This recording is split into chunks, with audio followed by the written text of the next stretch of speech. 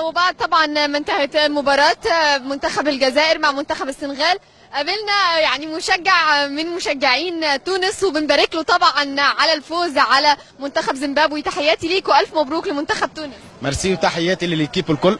الحمد لله عملنا كالفيه مش فرحه مش من القلب، يعني تمنينا معناها نترشحوا نحن والكيب الجزائري، خاطر هو اخونا من برا تشوف فيا تونس، اما من داخل جزائري، راني جزائري من داخل. وان شاء الله ان شاء الله نشوفوا بكره كمان، يعني بالمصري نشوفوا بكره كمان المنتخب المصري يترشح، هيك بيكون معناها ثم شويه امل في الدول العربيه كلها. اما متاسفين يعني متغشين كثير يعني كرمال الجيري. طبعا طب شايف تونس بعد ما صعدت، شايف منتخب تونس هل هو قادر ان هو يكملها؟ ايه قادر يكمل، وان شاء الله نشوفوا تونس بالفينال باذن الله. تحياتي ليك. عايز اعرف منك طبعا بتتوقع ايه المنتخب مصر في مواجهته مع غانا؟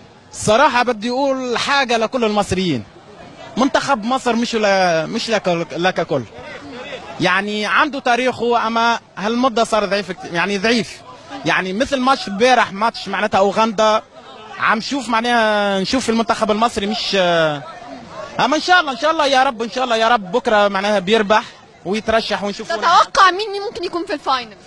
بتوقع تونس. تونس معها مين؟ والسنغال. والسنغال. لو مش تونس والسنغال، ار دي سي كونغو والسنغال. كونغو والسنغال. ايه. تحياتي ليك. ميرسي ألف بوكو. مبروك.